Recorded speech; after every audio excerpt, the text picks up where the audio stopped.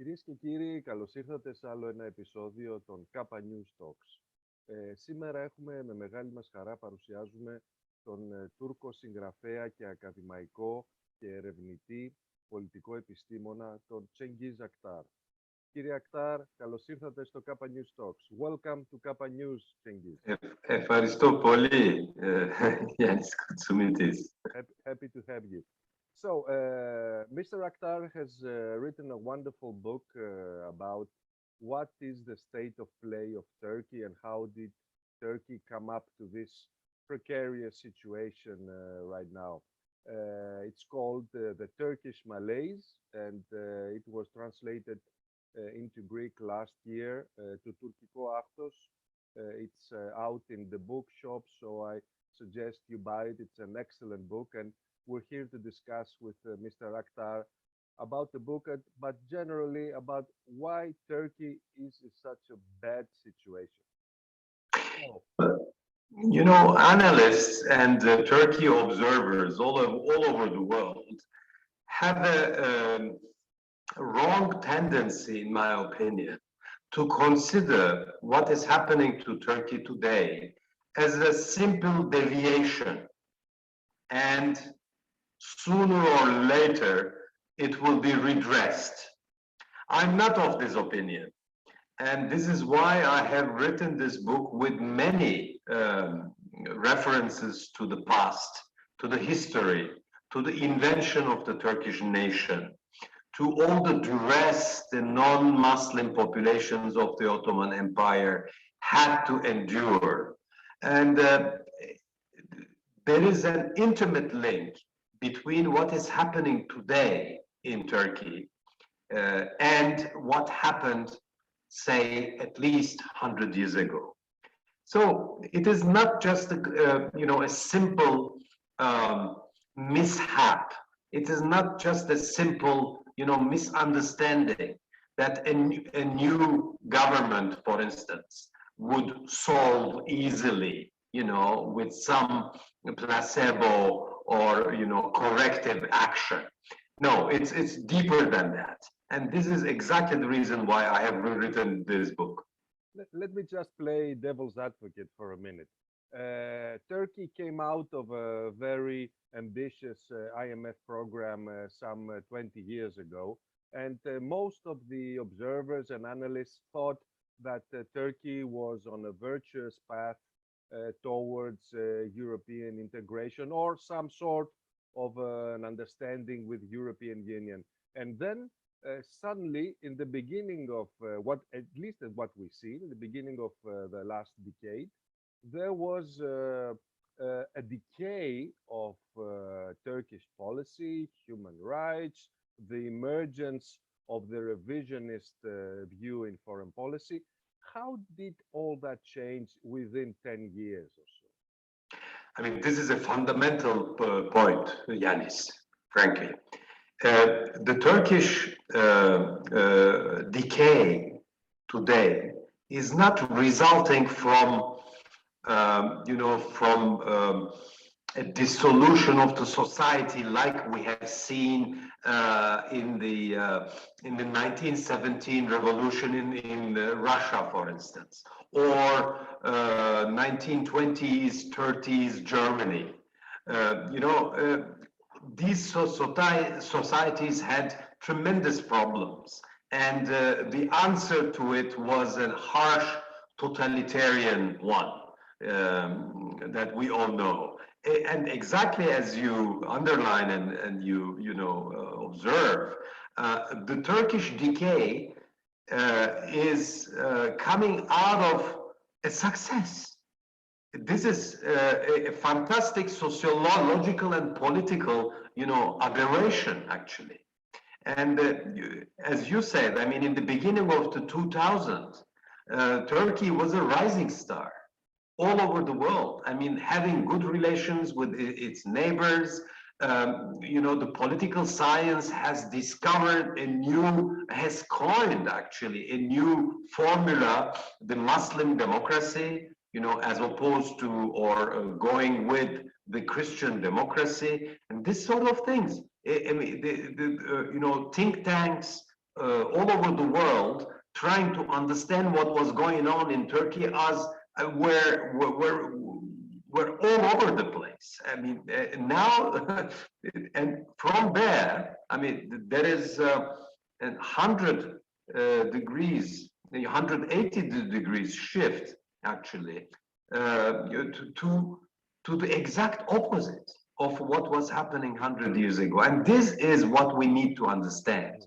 And the reason, I mean, and there are some hints in this book, and this is why this recall of, the foundations is key, is fundamental, because the foundations of the republic were very shaky, and the nation was artificial, and the political culture was missing. I mean, the democratic culture was missing. I mean, there were too many shortcomings. And at the end of the day, in the AKP government, the rulers, Erdogan at its helm, well,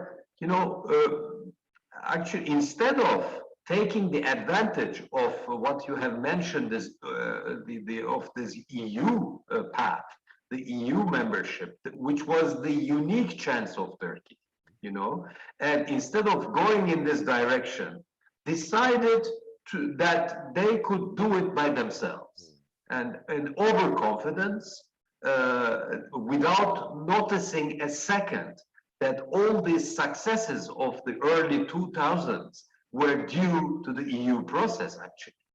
But did Sarkozy play a role in that? Did France's insistence in not accepting France's insistence in not accepting Turkey in the EU play a role in that path? I call it the coalition of the unwilling, as opposed to the coalition of the willing, you see. Of course, on the one hand, the Turkish government was, was having a bombastic, state of, soul and mind, and in front, I mean, on the other side, the Europeans, led by Sarkozy, exactly, the former French president, they were trying to do everything to push Turkey out and to push Turkey around, actually. So it was a collective, fiasco, actually. And but Turks, I mean, the Turkish government should have insisted and should have, should have continued its path. Because without that, without this EU dynamic, I mean, it ended up in really nowhere. And actually, this is what we are in it today. Another excuse that many, mainly pro-AKP analysts come up is that the Greek Cypriot stance in the referendum in 2004 created an anti-Turkish wave and created this wall of objection regarding a solution in Cyprus, which created some repercussions and left Turkey out of the accession mechanism, because Turkey could not accept all the chapters that had to be agreed with the EU to be member of the EU, because the Cyprus issue was not solved.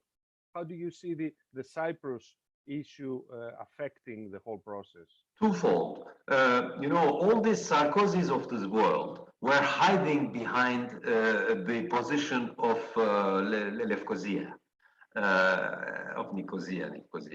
So this is the crystal clear. I mean, they were pushing Cyprus, in front and saying, hey, look, I mean, you are not playing the right game. You are not playing the game according to its rules, without,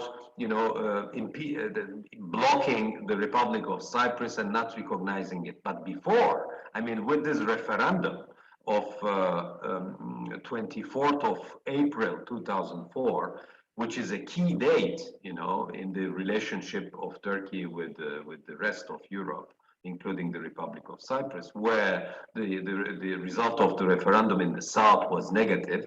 I mean, that was a major missed opportunity, for sure. I mean, frankly, I think that technically speaking, we wouldn't be here where we are today,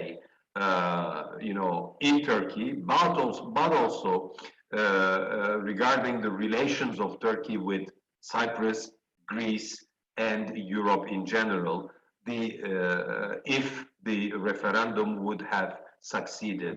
Another outcome. And then Absolutely.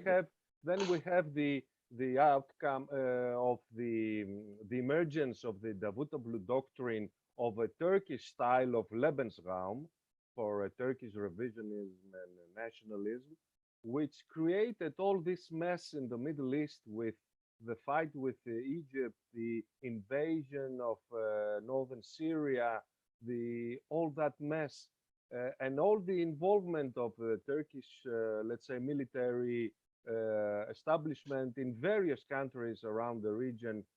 And now we see that they try to scale back all that doctrine. How do you see that emerging?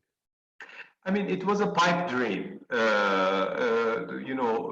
lot of information and knowledge was missing behind this, neo-Ottoman so-called, mythology, actually. I mean, Arabs don't like Turks. I mean, this is nothing new. They have lived under Turkish rule for centuries, and they know. Of course, and moreover, okay, I mean, there is this Muslim brotherhood, but it doesn't go very far. I mean, at the end of the day, Cemal Pasha in Syria and Lebanon was the one who was hanging happily into 1916 almost the entire Syrian intelligentsia. Because they were asking for their independence. So, I mean, just to give you an example, I mean, hardly anyone speaks Arabic in the Turkish Ministry of Foreign Affairs, and I'm not exaggerating. And there is no knowledge of what is really going on in the neighborhood, including Greece. I mean, I challenge the Ministry of Foreign Affairs to show me one Greek speaker within the ministry, the diplomat. So all this knowledge is lacking. I mean, Turkey, was pretty alone, since over decades. And so I think this attempt to revitalize the Ottoman Empire or to lead, to become the regional power, etc. I mean, they didn't have the means of its ambitions. I mean, people were looking in this, in the neighborhood for something else. The people were looking for a peaceful Turkey. The reason why the Arabs in the early 2000s were interested in Turkish adventure, in Turkish path, in Turkish successful relations with Europe was not because of its past Ottoman links.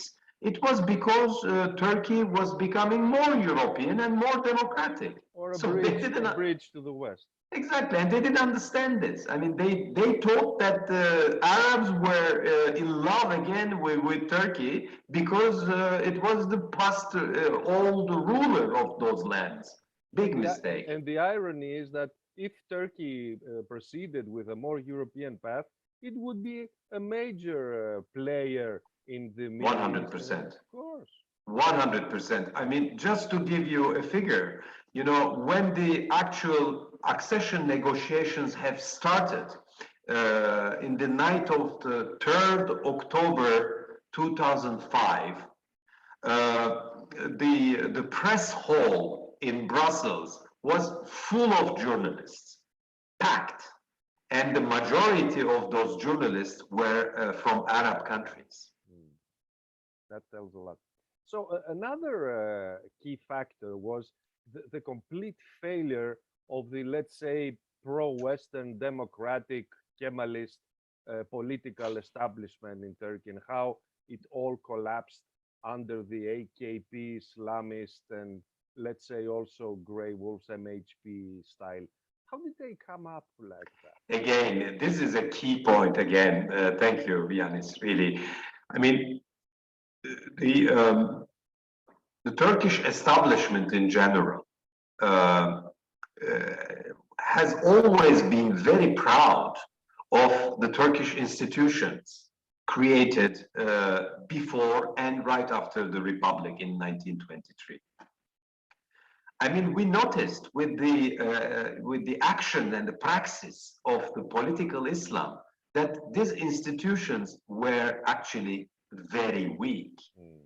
You know, today, the fundamental institutions of any state, academia, judiciary, administration of the territory, the finances, the army, and the diplomacy, the six fundamental, institutions have all collapsed. And frankly, the political Islam, the regime of Mr. Erdogan, didn't do much to to put them down. Just gave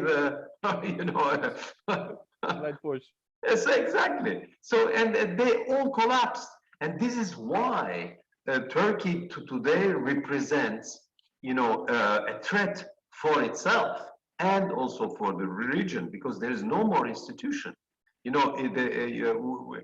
those institutions to be to kickstart again, to be refurbished, and to put again on their feet, it will take decades.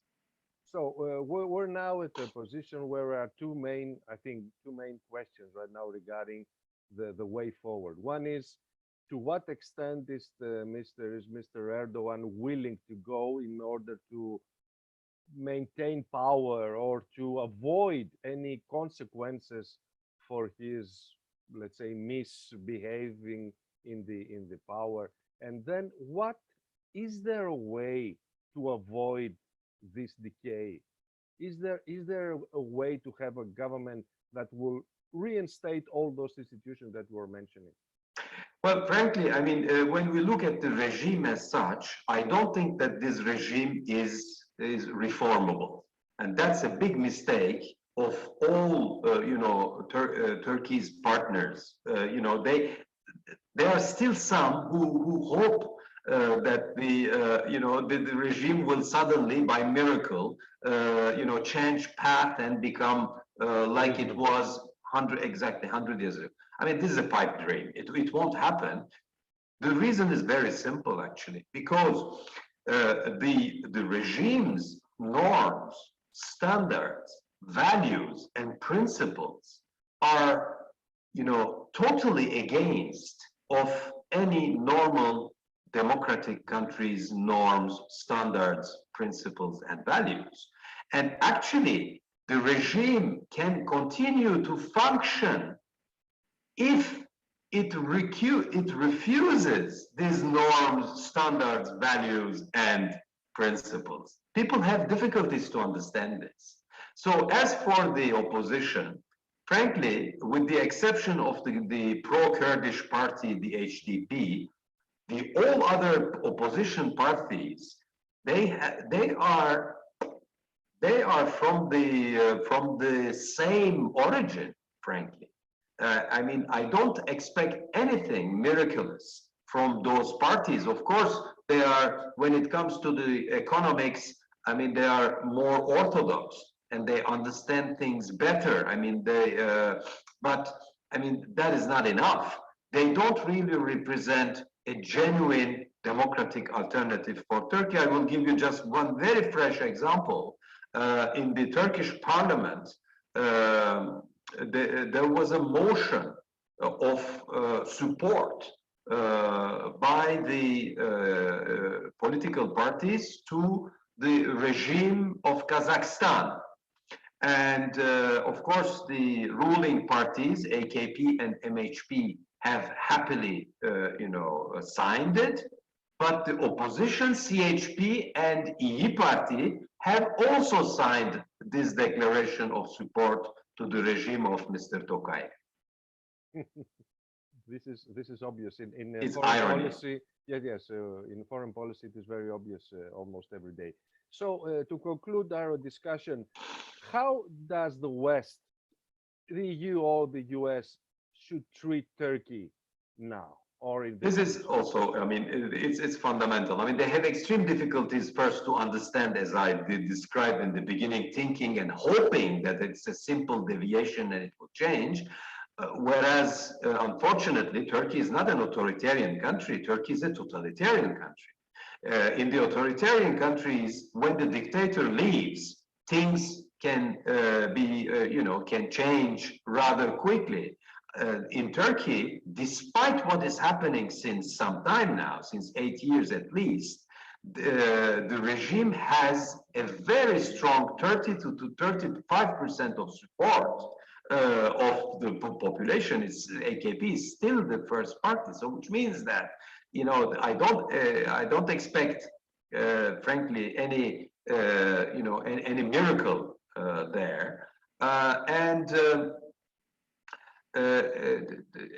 I think there are several scenarios. I mean, the economy is absolutely unsustainable.